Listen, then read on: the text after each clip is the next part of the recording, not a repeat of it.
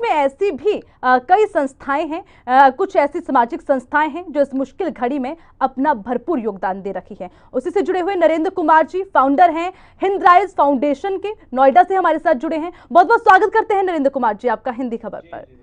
जी नमस्कार। नमस्कार आपको, आपके सभी दर्शकों को जी। बहुत बहुत धन्यवाद आपको अपने शो में बुलाने के लिए। ठीक है, बहुत बहुत शुक्रिया हमारे साथ जुड़ने के लिए। सर आपसे जानना चाहेंगे, हिंदराइज सोशल वेलफेयर फाउंडेशन की ओर से कई सारे बड़े बड़े काम किए गए हैं और इस वक्त बात की जाए मजदूरों की, गरीबों की, उनके लिए आप बहुत अच्छे कदम उठा रखे हैं। आपसे ही समझेंगे सर, कितनी जो है जरूरतमंद लोगों को आपने सुविधाएं पहुंचाई हैं? जी, हम लोगों ने लॉकडाउन के डे 1 से काम करना स्टार्ट किया, जिसमें माइग्रेंट्स को हम लोगों ने कुक फूड दिया और राशन दिए, दूध दिलवाए, मास्क दिए और अभी भी हम लोगों का कार्यक्रम जो रेगुलर चल ही रहा है। करीबन 2 लाख के आसपास लोगों को हम लोग अभी तक बेनिफिट दे चुके हैं और पर दिन 2000 से 3000 के बीच में लोगों को पहुंचाया जा रहा है। हमारा जो कुक फूड है वो नोएडा के किसी भी जगह पे आप मेरी हेल्पलाइन पे कॉल करते हैं तो आपको उपलब्ध कराया जाता है। जी नरेंद्र जी, आपने हम लोग लोगों को जागरूक भी कर रहे हैं कि कोरोना जैसी महामारी से कैसे बचा जा सके। जी, बहुत अच्छा काम आप कर रखे हैं नरेंद्र जी, हम आपको बधाई का पात्र मानते हैं और हिंदी खबर के माध्यम से बहुत बहुत बधाई आपकी फाउंडेशन को हम देना चाहेंगे कि आपने गौतम बुद्ध नगर में, गाजियाबाद में, पूर्व दिल्ली के कई स्थानों पर आपने लोगों को जो है लंगर भी मुफ्त में लगाया, मुफ्त में रसोइयां लगाई। सर इसके बारे में भी जानना चाहेंगे कि कितने लोग जुड़े रहे, कैसे इस काम को आगे बढ़ाया आपने? जी, हम लोगों ने पहले भी काम किया है, जिसमें आपका सिटीजन जो अमेंडमेंट एक्ट था उस पे काम किया, तो हमारी टीम पहले से तैयार थी। कोविड के समय में हम लोगों ने देखा कि अगर घर बैठे रहते हैं तो ये जो समस्या है माइग्रेंट्स का कैसे सॉल्व होगा। तो हमारे जो एग्जिस्टिंग एम्प्लॉय है, हमारे एक्चुअली लॉ फर्म है, तो सारे लॉयर्स, चार्टर्ड अकाउंटेंट्स ने मिलकर डिसाइड किया कि हम अपनी सैलरी का 50% डोनेट करेंगे हिंदराइज को और उसके बाद जगह जगह पे हम लोगों ने स्टार्ट किया। जी। बहुत परेशानी आई एडमिनिस्ट्रेशन के साइड पे भी या लोकल एग्जीक्यूशन में भी, लेकिन फाइनली सब सही तरीके से चला और हम लोग एक अच्छा काम कर पाए इस समाज के लिए।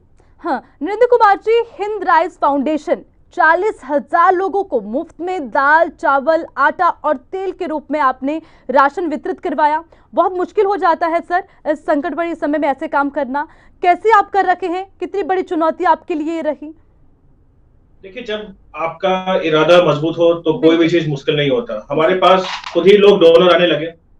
अभी कुछ दिन पहले एलजी इंडिया ने पूरा एक ट्रक भर के सामान हमारे ऑफिस में डिलीवर करवाया। उसके अलावा अभी एक नई बोलेरो जो मैक्सी ट्रक होता है वो हमारे को एक कंपनी से डोनेशन में मिला।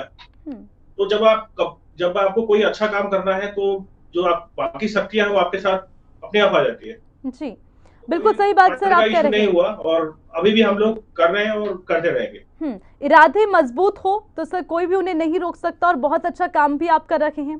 सर आपसे समझना चाहेंगे ये भी कि जन जागरूकता कैसे लोगों में फैला रखे हैं आप? जन जागरूकता में हमारे जो वॉलंटियर्स हैं वो जगह जगह नुक्कड़ सभा करते हैं, जिसमें आपको कोविड है क्या, बेसिकली जो एक पैंडेमिक क्रिएट था कि भाई कोविड बहुत बड़ी एक बीमारी है, तो उसमें हमने सोशल डिस्टेंसिंग के नॉर्म्स बताए कि कैसे सोशल डिस्टेंसिंग को फॉलो करा जाए। हमने सैनिटाइजर, अगर आप देखेंगे सैनिटाइजर जो डिस्पेंसर स्टैंड है वो हम लोगों ने अभी इंस्टॉल किया और अभी कुछ सोसाइटी में करी है। हमारा अगला टारगेट है कि हम पुलिस स्टेशन में भी लगाए, बिकॉज पुलिस स्टेशन में आम आदमी का बहुत ज्यादा आना जाना होता है। उसके अलावा हम लोग डीएम है या डीएम ऑफिस है, कोर्ट परिषद है, जितने भी पब्लिक यूटिलिटी के प्लेसेज है वहां पे सैनिटाइजर और मास्क, ये आने वाली जो कोविड की लड़ाई है सैनिटाइजर मास्क के आधार पर ही जीती जाएगी। नरेंद्र कुमार जी, जिस तरह से बात की जाती है पुलिस प्रशासन की और डॉक्टरों की, सफाई कर्मचारियों की, कोरोना वॉरियर्स उन्हें कहा जाता है, लेकिन सर मैं मानती हूं कि आप जैसे लोग जो खुद लोगों के लिए आगे आ रखे हैं, आप भी कोरोना वॉरियर्स से कम नहीं हैं। सर बहुत बहुत बधाई देते हैं हम आपको आपके कामों को देखते हुए। और सर ऐसा पहली बार नहीं है कि हिंदराइज फाउंडेशन ने लोगों की मदद की हो। सर इससे पहले भी आपने पाकिस्तानी हिंद रिफ्यूजी जो है उस प्रोजेक्ट के तहत भी नई दिल्ली के मजून टीला के पास रह रहे 100 से ज्यादा परिवारों को आपने मदद प्रदान की थी। सर ये भी हमें जानकारी मिली।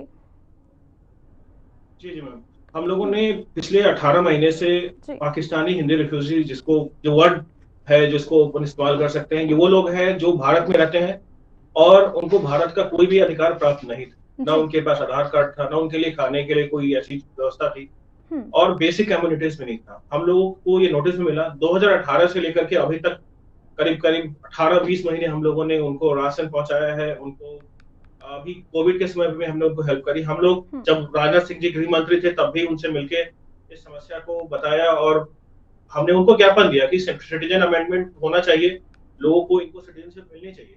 और मुझे बहुत खुशी है इस बात को लेकर कि उसके ऊपर सरकार ने काम करी और बहुत एक अच्छा अमेंडमेंट करा गया। ठीक है सर, एक और चीज हमने समझी थी आपके जो है फाउंडेशन को लेकर कि जिस तरह से अभी प्रवासियों के आने जाने का सिलसिला लगातार जारी था, उस बीच भी आपकी ओर से कुछ मदद की गई, सर जरा वो भी बताएं। जी, हम लोगों ने गाजियाबाद और जो यमुना एक्सप्रेस वे है उन दोनों जगहों पे हम लोगों ने अपनी प्राइवेट कार लगाई और जी। वहां पे जो बच्चे और जो बुजुर्ग जा रहे थे उनको दूध देना, उनको पैक्ड फूड देना, उनको मास्क देना, उनको बताना कि ये महामारी जो है वो लंबा नहीं चलने वाला है, आपको जी। विश्वास रखना पड़ेगा हम्म। और आपको वापस नहीं जाना चाहिए, जिनको जाने में भी खतरा था। लेकिन इन लोगों के पास जॉब नहीं था। हमने उन लोगों को भी देखा है जो 4 दिन 5 दिन से भूखे हैं, घर में खाने के लिए राशन नहीं था। तो बहुत बड़ी समस्या थी जिसके लिए ना सरकार ना कोई और कोई व्यवस्था तैयार था। और इसका आने वाले समय में आप बहुत एडवर्स इफेक्ट देखेंगे इंडस्ट्री के ऊपर। जब उन लेबर्स को वापस लाना होगा तो शायद ही बहुत बड़ा ये चैलेंज है कि उनको वापस लाना और मैन्युफैक्चरिंग को और जीडीपी को दोबारा रिवाइव करना। बिल्कुल सर, बहुत ज़्यादा मुश्किलें अभी पैदा हुई हैं क्योंकि लॉकडाउन भी रहा, लेकिन अब धीरे धीरे जिंदगी को पटरी पर लाने की कोशिश की जा रही है। नरेंद्र कुमार जी, आपसे जानना चाहेंगे, अभी 5वां लॉकडाउन अभी भी जारी है, हालांकि कुछ चीजें अभी भी बंद हैं, तो अभी भी आपकी ओर से ये सारी सुविधाएं आप जो मुहैया करवा रखे हैं लगातार जारी रहेंगे? जी, अभी हम लोग मेजॉरिटी फॉर्म्स में राशन का डिस्ट्रीब्यूशन हमारा स्टार्ट है। हमारे यहाँ जितने भी पुलिस स्टेशन है उनको हम लोगों ने नंबर दिया हुआ है कि कोई भी व्यक्ति जिसको राशन की जरूरत है वो बोले, हमारा ड्राइवर उनको उनके घर पे डिलीवर कराता है। प्लस हम लोगों ने रोड पे जो लोग जा नहीं पाए हैं या जिनको ट्रेन या कह सकते अवेयरनेस नहीं है, तो उनको हम लोगों ने रोड पे जा करके मेट्रो के नीचे या जहां भी वो दिख जाते हैं, हमारी टीम उनको मास्क है, फूड है, कुछ पैसे से भी हम लोगों ने सहायता किया है जितना हम लोग कर सकते हैं। और ये करते रहेंगे जब तक देश इसको पूरी तरीके से संभाल नहीं लेता, हम लोग करते रहेंगे और जारी रहेगा हमारा। बहुत अच्छी बात है नरेंद्र जी, बहुत अच्छा काम आपका रखे। एक बार फिर से मैं आपको बधाई दूंगी, अपने दर्शकों के सामने जरूर हम ये कहना चाहेंगे कि बहुत अच्छा काम आपका रखे हैं।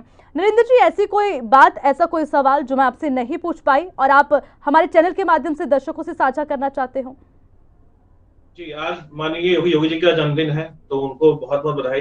आज वर्ल्ड इन्वायरमेंट डे है, तो हमें इस दिन को याद करते हुए ये ध्यान देना चाहिए कि प्रकृति के साथ जो हम लोग जो डिफरेंसेस क्रिएट करके बैठे हैं, जो हम लोग उनके लिए ग्रीनिंग को चैलेंज किया हुआ है हम लोगों ने, तो उस पर काम करा जाए। ये सबको सीखने का समय है कि पिछले 2-3 महीनों में ऐसा क्या हुआ और ये सब सीखने की जरूरत है। आपके चैनल के माध्यम से मैं सबको बोलूंगा कि एक एक पेड़ लगाए और प्रकृति के साथ खिलवाड़ ना करें।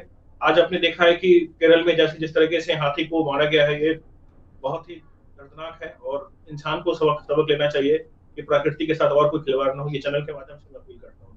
बिल्कुल नरेंद्र कुमार जी, बिल्कुल सही बात आपने कही कि जिस तरह से ये लॉकडाउन रहा, लेकिन इसमें बहुत सारी चीजें हमें सीखने को मिली है, चाहे अपने जीवन से जुड़ी हुई हो या प्रकृति से जुड़ी हुई हो।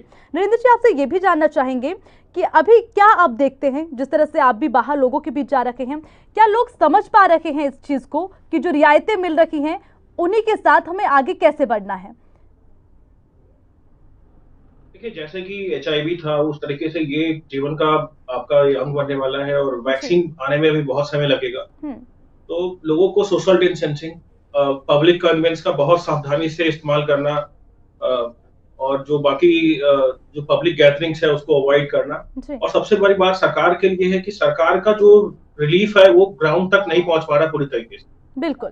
सरकार पूरी कोशिश कर रही है, बट आप ग्राउंड रियलिटी देखेंगे तो बहुत ज्यादा दिक्कत है ग्राउंड पे और लोगों को अभी तक नहीं पता है कि कोविड हुआ क्यों, कब तक ये खत्म होगा। मुझे लगता है कि सरकार को इसके लिए लोगों को जागरूक करना चाहिए, अपने किसी न किसी मीडियम को यूज करना चाहिए राशन कार्ड की दिक्कत है। नोएडा में आप देखेंगे, गौतम बुद्ध नगर में या गाजियाबाद में हम लोगों ने देखा कि माइग्रेंट्स या जिनके पास आधार कार्ड, इलेक्शन आईडी कार्ड था, उनका भी राशन कार्ड आज तक नहीं बनाया गया है। तो ये सब चीजें हैं जो मैं सरकार से चैनल के माध्यम से अपील करूंगा कि उस पर ध्यान दी जाए, और ताकि जो इतनी बड़ी अनएम्प्लॉयमेंट हुई है उससे देश को कोई खतरा ना हो।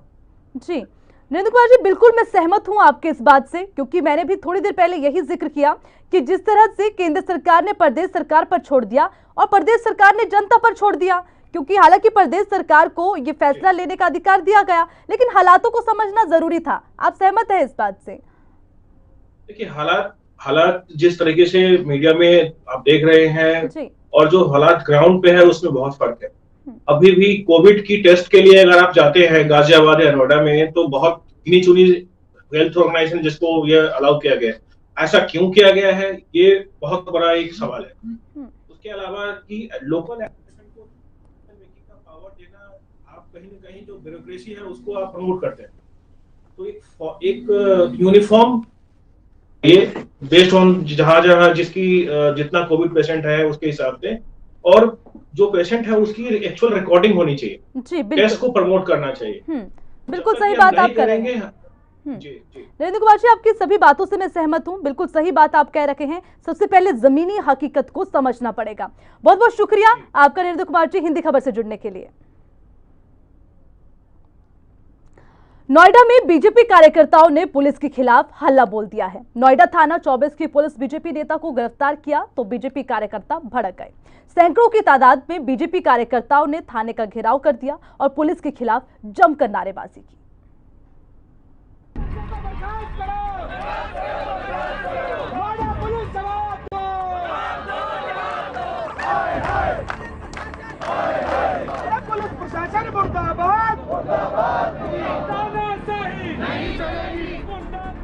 उत्तर प्रदेश में बीजेपी की सरकार है और बीजेपी कार्यकर्ताओं को ही पुलिस के खिलाफ धरना करना पड़ रहा है।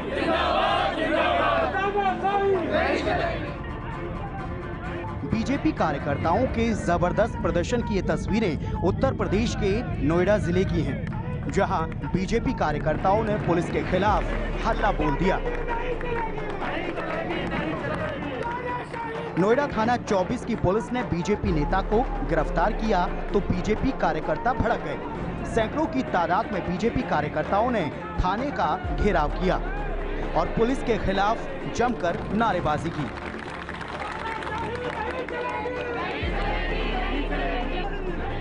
देखते ही देखते सैकड़ों बीजेपी कार्यकर्ता पुलिस के खिलाफ धरने पर बैठ गए। जानकारी के मुताबिक कुछ दिन पहले ही बीजेपी के पूर्व महानगर अध्यक्ष नरेश वर्मा ने अपने किराएदार पर मकान खाली करने का दबाव बनाया था। विरोध करने पर किराएदार के साथ मारपीट भी की थी। बीजेपी नेता नरेश वर्मा की मारपीट से किराएदार गंभीर रूप से घायल हो गया था, जिसको इलाज के लिए नोएडा के जिला अस्पताल में भर्ती कराया गया था।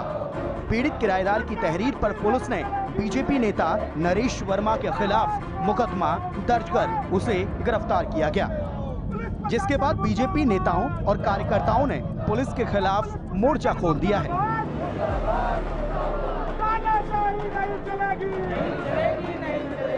उनको सुबह से ले गए, अभी तो कोई पता नहीं है कहाँ ले गए, क्या ले गए। मैं अपने हस्बैंड को यहाँ बुलाना चाहती हूँ, नहीं तो मैं पुलिस के खिलाफ जाऊँगी। किस चीज को लेके इनको गिरफ्तारी की गई है? इनका पुलिस से ही वो है। अब पुलिस वाले हस्बैंड से बात करने के बाद पता चलेगी ना क्या मामला है। इन्होंने पूछा भाई क्या मामला है, तो कह रहे कि नहीं बस आप चलिए, थोड़ी देर के लिए चलिए, घर से लेके आए। फिर मामला तो बताओ कि क्या मामला है। बताया जा रहा है कि रेंटर के साथ किसी तरह की मारपीट हुई थी, उसके बाद फिलहाल के लिए बुलेटिन में इतना ही। खबरों का सिलसिला लगातार जारी है, देखते रहिए हिंदी खबर।